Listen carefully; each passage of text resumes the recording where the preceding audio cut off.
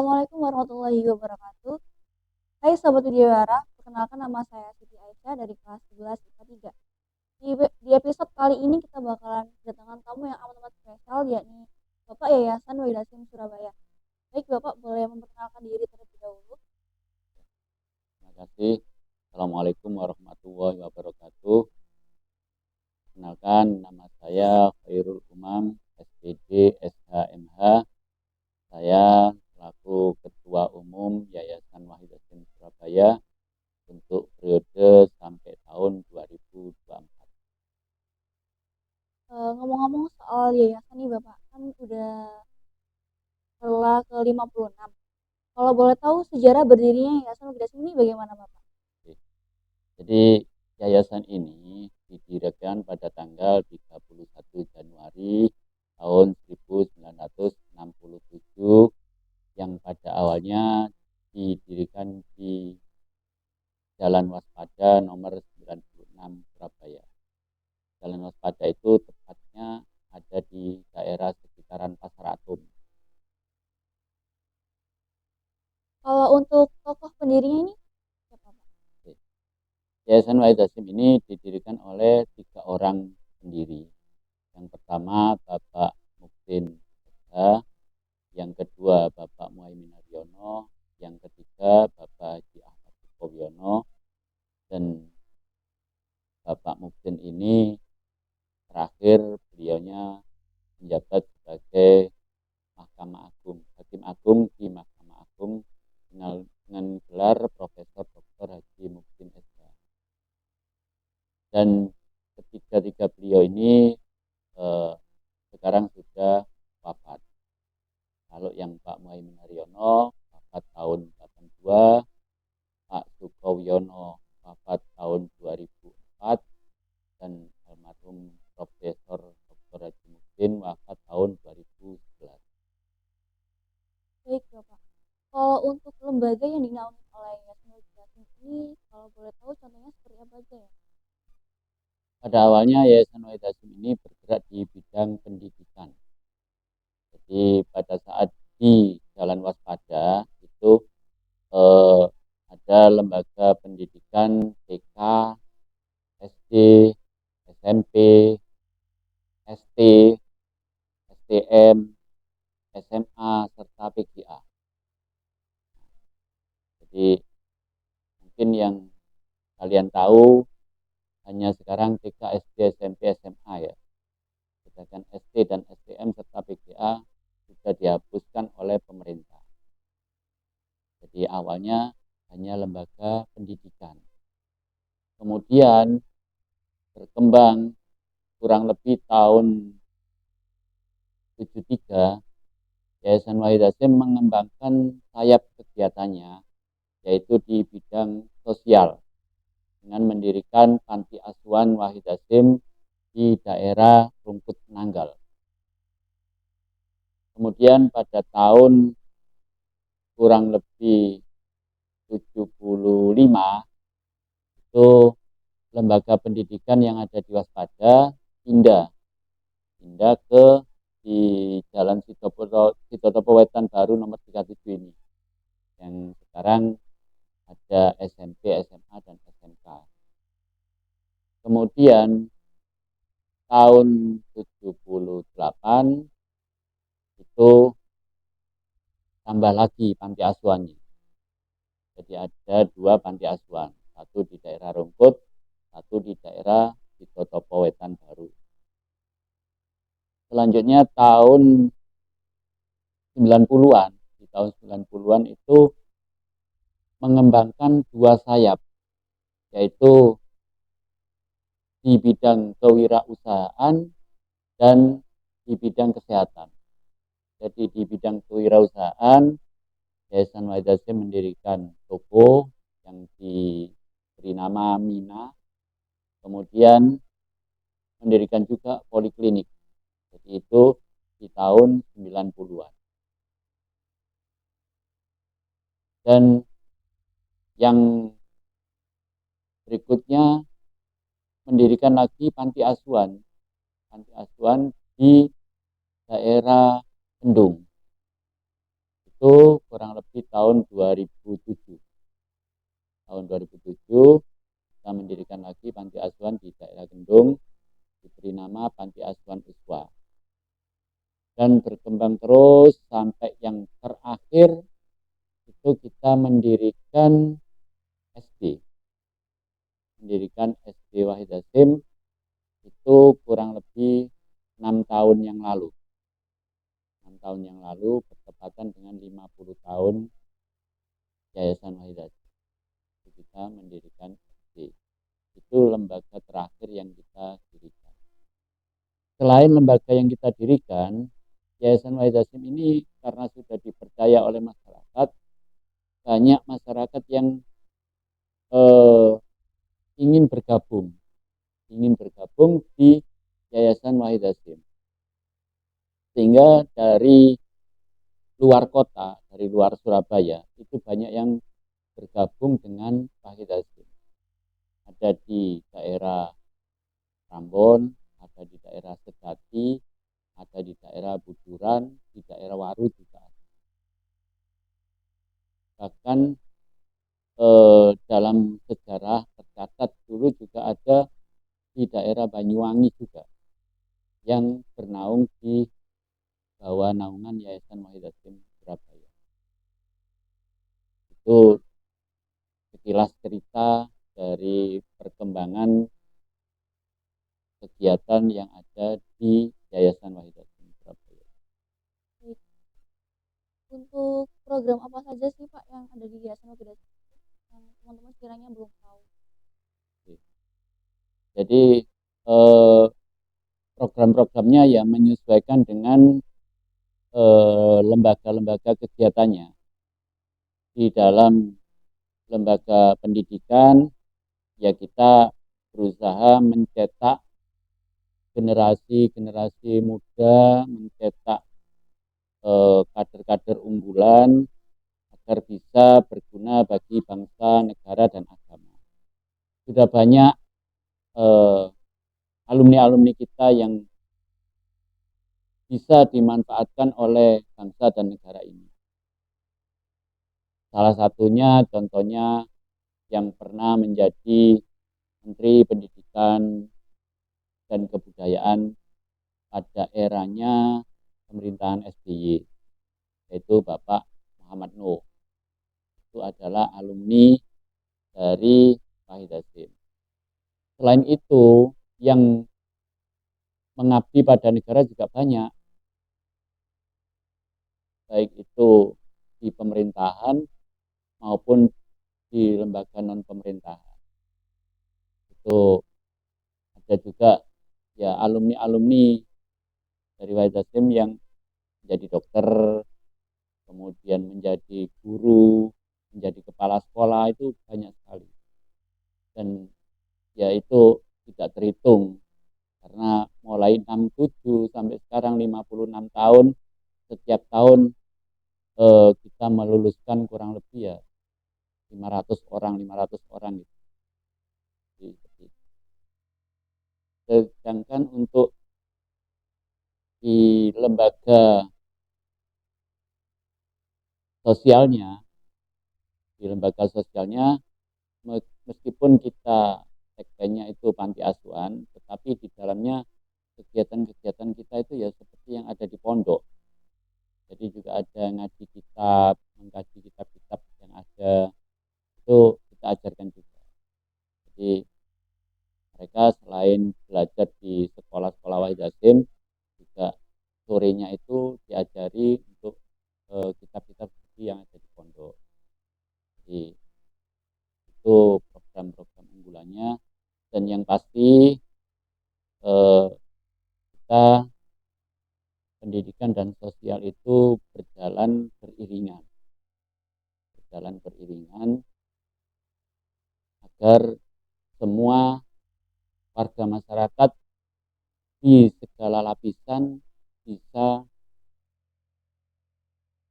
istilahnya bisa kita penuhi pendidikannya juga sosialnya.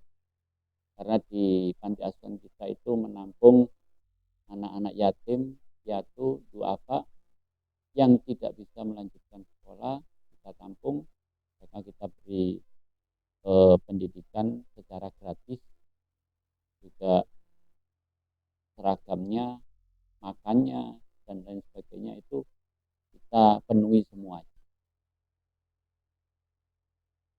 Baik, Sobat Bidiawara, itulah sekilas tentang sejarah organisasi Surabaya.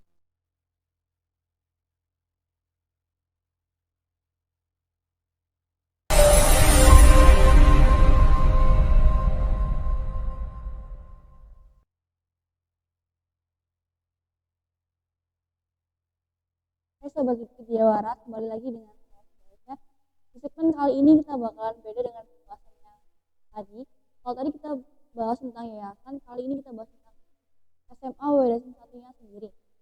Baik Bapak, menurut Bapak sendiri SMA ini dengan zaman dulu, zaman sekarang beda nggak sih Pak? Ya, kalau dibandingkan dengan zaman dulu ya jelas berbeda.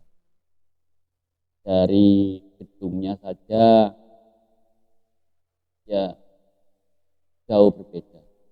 Kenapa saya bisa ngomong gitu? Ya karena saya sendiri alumni. Saya sendiri alumni SMA Wahid Hasim 1 Surabaya, lulus tahun 89. Ketika saya sekolah di sini, itu ya tidak ada pagar yang seperti sekarang ini. Dulu pagarnya itu ya masih kawat berduri. Karena di sekeliling kita ini masih sawah. Zaman dulu. Ini kalau dilihat dari gedungnya ya. Zaman dulu ini masih sawah. Dan ini lokasi ini ketika saya masuk SMA itu baru ada. Dan gedung serbaguna itu dulu lapangan basket terbuka. Lapangan basket terbuka. Serta gedungnya itu dulu belum permanen gini. Jadi masih dari kayu. Masih dari kayu. Itu tahun 89. Itu kalau kita bicara gedung. Kalau kita bicara gedung-gedungnya ya, itu perkembangannya ya sangat pesat sekali dibandingkan dengan zaman sekarang. Dari sisi mata pelajaran atau guru-gurunya ya, tentunya sekarang juga lebih berkualitas. Karena apa? Juga dari program pemerintah, guru-guru itu harus sertifikasi, ada pelatihan-pelatihan dan sebagainya.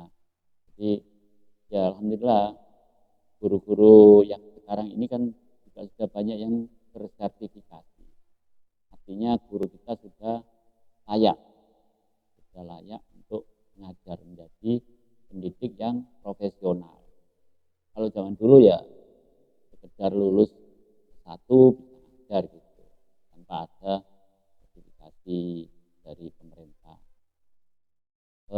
Kemudian dari sisi prestasi-prestasi ya alhamdulillah kalau saya lihat dari sisi akreditasi itu dari awal memang sekolah kita itu sudah terakreditasi A.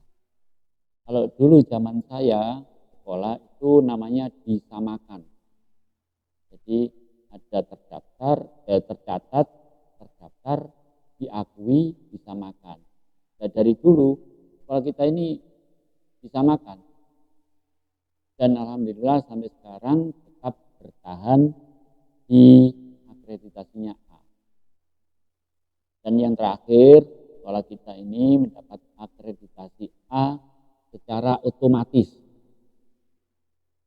Jadi akreditasinya itu A secara otomatis. Dan artinya apa? Kita tidak perlu lagi divisitasi. Kita tidak perlu lagi divisitasi atau dilihat oleh tim asesor untuk ke sekolah kita apa benar ini sesuai kenyataan dengan yang sudah diserahkan data-datanya ke badan akreditasi. Jadi kita tidak perlu itu, sudah kita dipercaya. Jadi akreditasinya SMA secara otomatis dan berlaku 5 tahun. Berlaku 5 tahun. Ini suatu prestasi, ya, suatu prestasi yang membanggakan bagi kita semua. Apakah ada yang tidak 5 tahun, Pak? Ada. Ada. Dari sekolah yang daftarnya masuk di daftar akreditasi otomatis itu, ada yang hanya dapat perpanjangan 1 tahun. Nah, kalau sekolah kita, alhamdulillah 5 tahun. Meskipun kita tidak berada di tengah kota, tapi kita bisa menunjukkan prestasi yang luar biasa. Apresiasi ya buat SMA di Surabaya ini. Keren banget, selain untuk fasilitas yang berubah, ternyata programnya semakin naik dan semakin oke. Kalau menurut Bapak sendiri, untuk yang unggul ini SMA di bidang apa, Pak? Cara Bapak lihat gitu. Ya.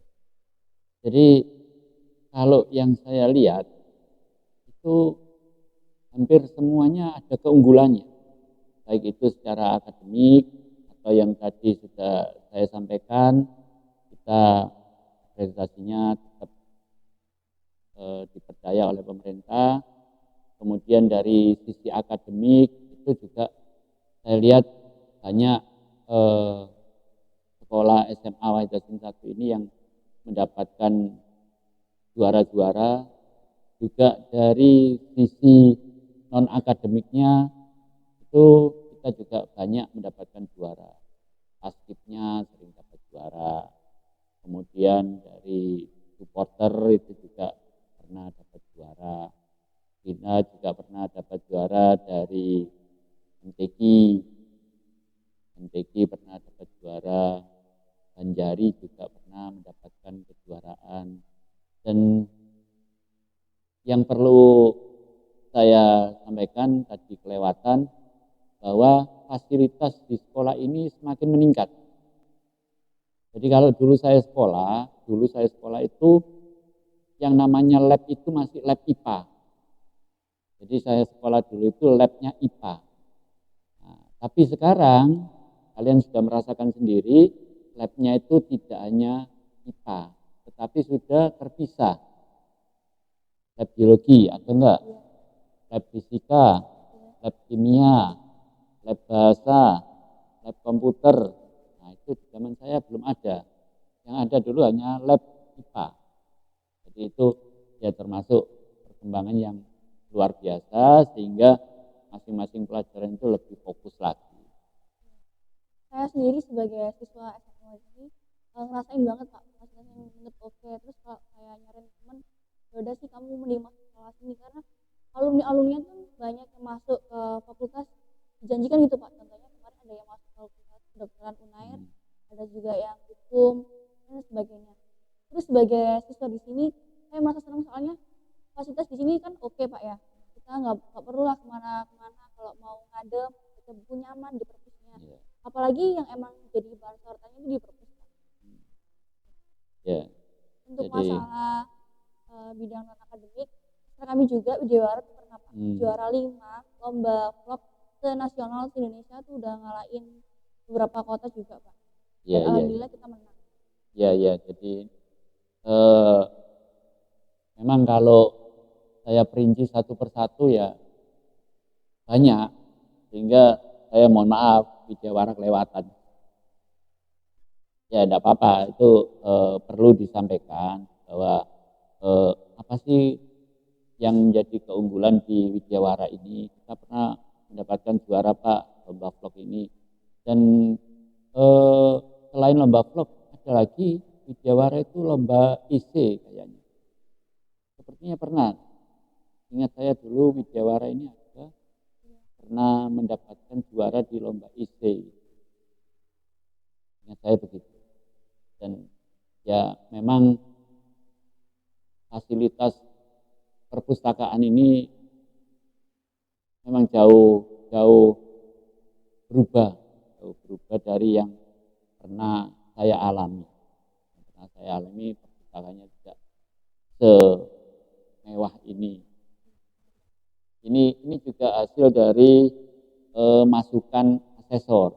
Jadi ketika kita di asesor, diskusi kakaknya mendapat masukan. Nah ini kita masukan-masukan dari asesor itu sebisa mungkin kita wujudkan.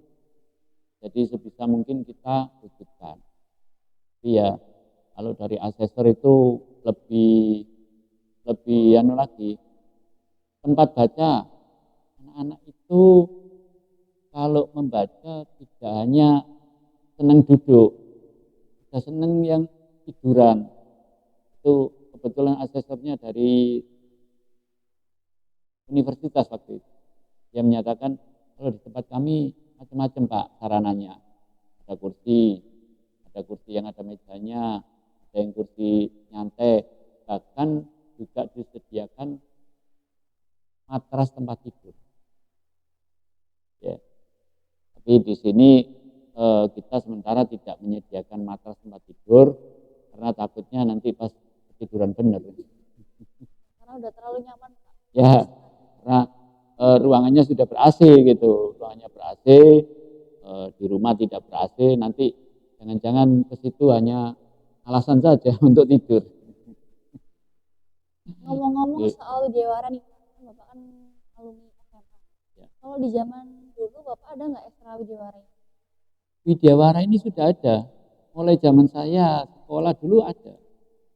Jadi memang ini adalah wadah untuk mereka yang senang dengan korespondensi, tulis-menulis, dan lain sebagainya. Itu kita memang menyediakan sarana prasarananya untuk itu. Jadi, mulai teman saya sudah. Bapak Ibu ikut gabung nggak kira-kira? Saya dulu PMR. Oh, PMR. Oke, saya dulu ikut ekstranya di PMR. Tapi ya saya pindah-pindah. Karena dulu ikut karate. Tapi karena pas latihan sempat kan ada dipukul. Wah sakit ini. Saya tidak mau. Nanti ikut dulu itu di sini terkenal voli. Voli dulu di Wahid Hasim itu kalau sudah voli itu mesti musuhnya itu Ali Irsyad biasanya. Voli. Nah, voli juga gitu. Nah ikut ekstra voli. Ketika di smash, nahan smash ternyata sakit juga tangan. Pindah lagi. Ya tidak apa-apa. Dulu kan masih muda, kita harus eksplor semuanya. Nah begitu ada yang cocok, yaitu PMR. Akhirnya ikutlah PMR. Sampai dulu ya sering ada undangan-undangan keluar kota gitu. Ikut di PMR. Dan terakhir ketika itu ujian PMR itu di PMI. Jadi ujiannya bukan di sini, yang uji orang PMI. Alhamdulillah lulus dapat sertifikat. Setelah itu mestinya ujian di RSUD, tapi berhubung sudah kelas 3, akhirnya tidak boleh ikut ekstrakurikuler. Dulu aturannya begitu. Yang kelas 3 sudah fokus ke Eptanas dulu itu. Eptanas. Macam SNM, BPN. Bukan. Eptanas itu UN. Oh, UN. Jadi dulu kalau sudah Eptanas itu sudah fokus, semuanya fokus ke situ. Jadi tidak ada lagi ekstra itu. Eptanas namanya. Itu UN. Sekarang kalian kan tidak ada UN. Jadi lebih merdeka belajar.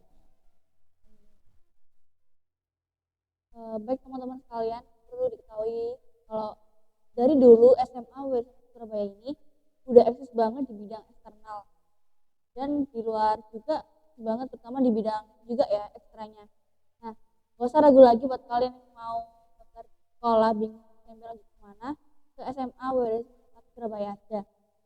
Itulah sekilas tentang SMA kami. Udah, Pak.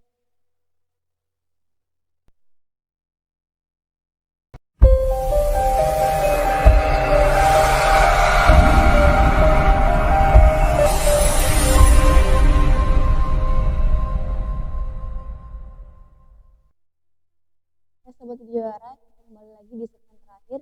Kita bakalan bahas-bahas tentang PAUD sekolah. Kalau kalian belum tahu, Yayasan Bagi Dasem ini berdiri pada tanggal 21 Januari 1967.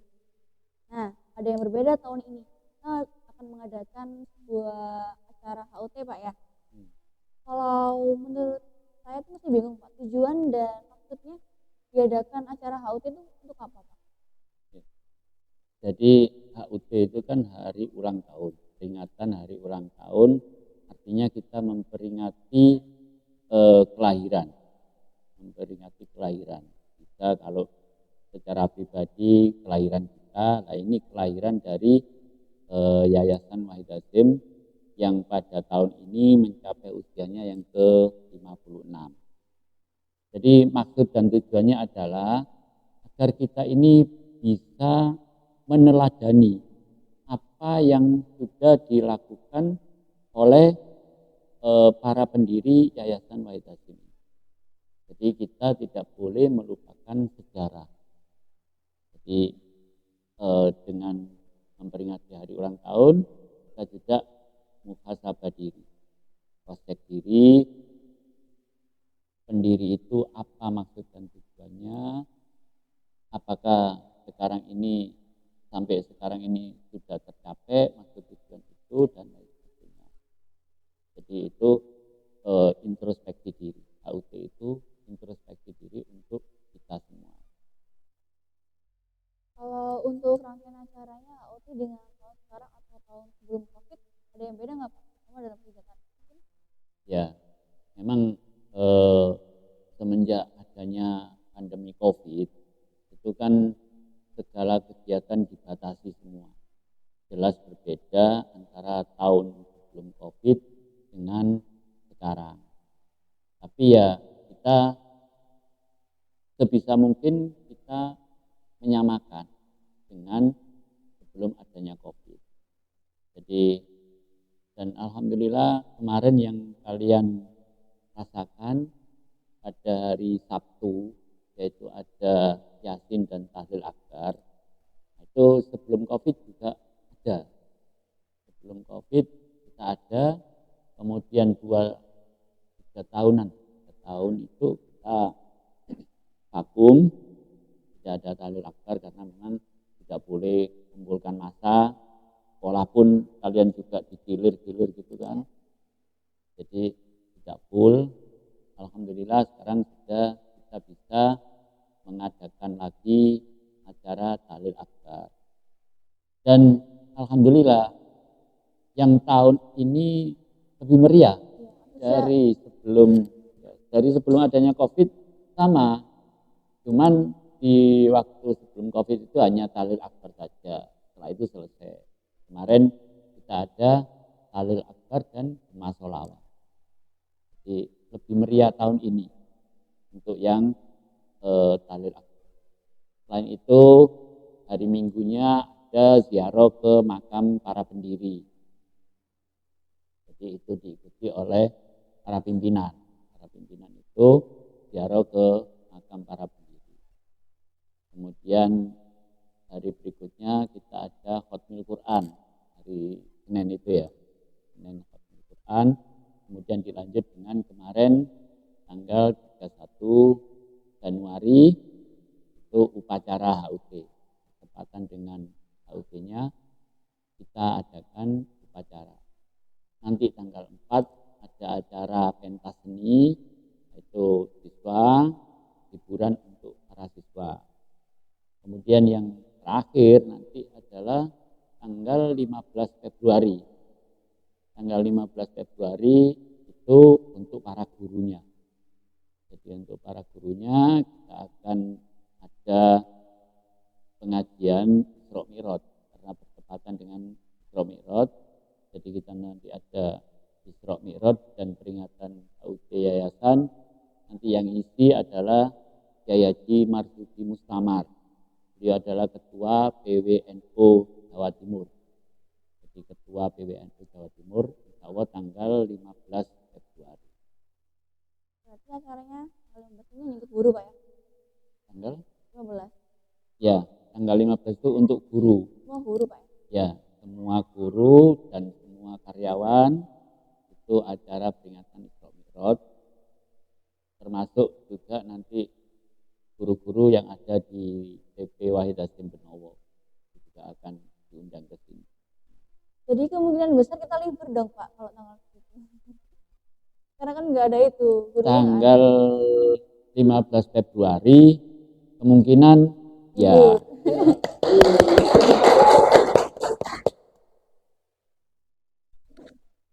Karena itu yang kita nanti. Terus saya kemarin tuh banyak kaget tiba-tiba ada anak TK langsung salawatan. Ternyata siswa-siswinya aktif banget untuk melihat anak TK ini. Ya, jadi memang kita merancang agar upacara itu tidak membosankan. Kita merancang bagaimana upacara nanti itu tidak membosankan. Oke, kalau gitu setelah upacara selesai, sebelum doa, kita ada pelepasan balon. Nah, kalau hanya pelepasan balon, itu kurang meriah. Bagaimana kalau kita tampilkan anak TK untuk nyanyi Mabruk Alfa Mabruk. Nanti di backing vokali oleh paduan suara dari SMK. Ya setuju semuanya, ya sudah latih. Kenapa kita pilih anak TK? Kalau kita pilih anak SMA, ya ada kekurangannya. Mesti yang keluar apa? Ya. Tapi kemarin ketika anak TK yang muncul, apa yang muncul dari kalian? Tepuk tangan semuanya. Ya kan? Lucu karena anak TK. Umpama anak SMA ya, ya mesti gitu. Makanya kita anak TK saja sebagai hiburan. Jadi anak SMA, SMK, SMP-nya tampil di paskibnya. Maunya itu mau tampil semuanya. Ya, maunya tampil semua. Setiap ekstra ini maunya, Pak kita kok tidak ditampilkan, Pak kita udah ditampilkan.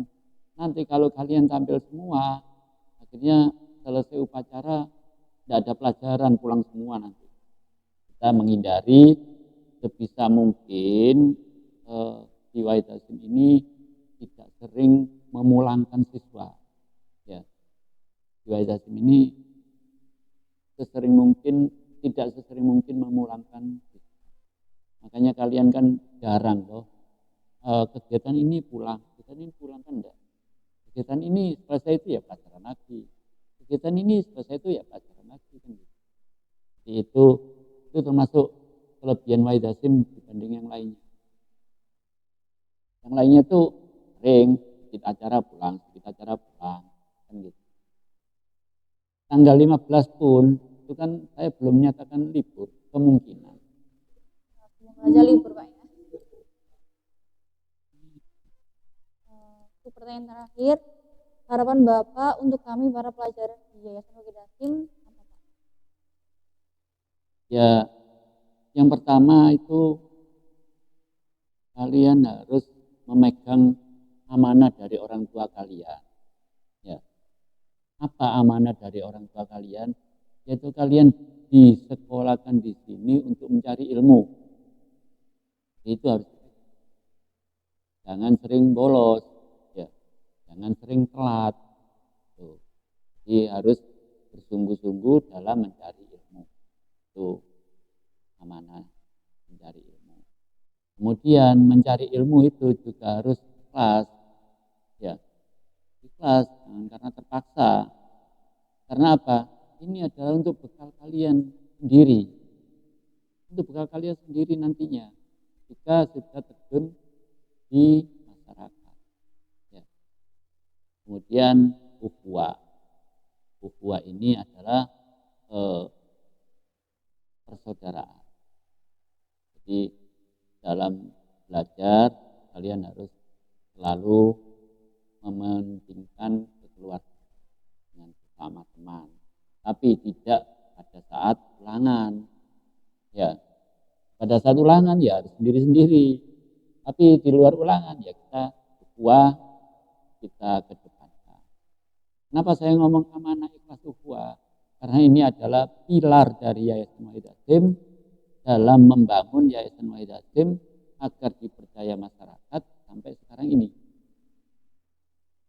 Jadi pegangan kita, para pengurus yayasan, para guru, itu adalah itu tadi, amanah, ikhlas, dan ukhuwah. Itu kunci yang kita pegang sampai sekarang ini.